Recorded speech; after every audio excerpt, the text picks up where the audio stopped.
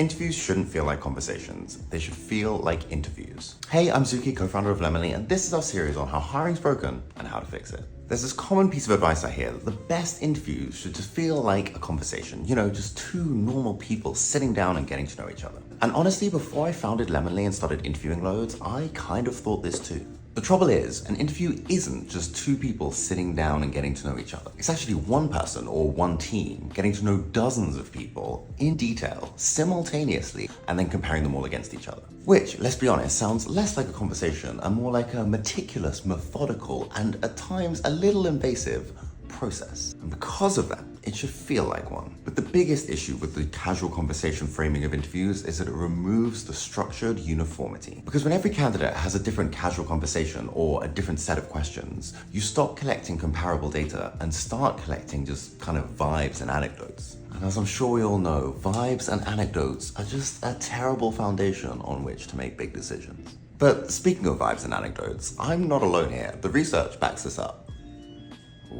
Structured interviews are nearly twice as predictive of job performance as unstructured ones, and they reduce the impact of bias by up to 85%. But somehow we've convinced ourselves that rigid structure somehow kills authenticity, that asking the same dry questions over and over again makes interviews feel robotic. But if you haven't assessed every candidate across the same criteria, then you haven't given them an equal shot to impress you. And then you simply can't be certain that you've hired the best. So what's the fix? Well, remember, this is a process. And then just treat it like one. Keep your questions consistent, assess every candidate across the same criteria, and then score them the same way. Yes, it feels formal, and yes, it takes discipline, but remember, that is kind of the point. The obvious pushback at this point is that this is still a human process, and one that needs to get candidates excited and warm them up for the role. And that's true, of course, and your interviews are still human conversations. Ask questions with warmth, open up with some small talk, and just laugh a little. But also remember that interviews are data gathering exercises, and they kind of need to feel like one. Anyway, that's me. Thanks for watching. Let me know what you think in the comments.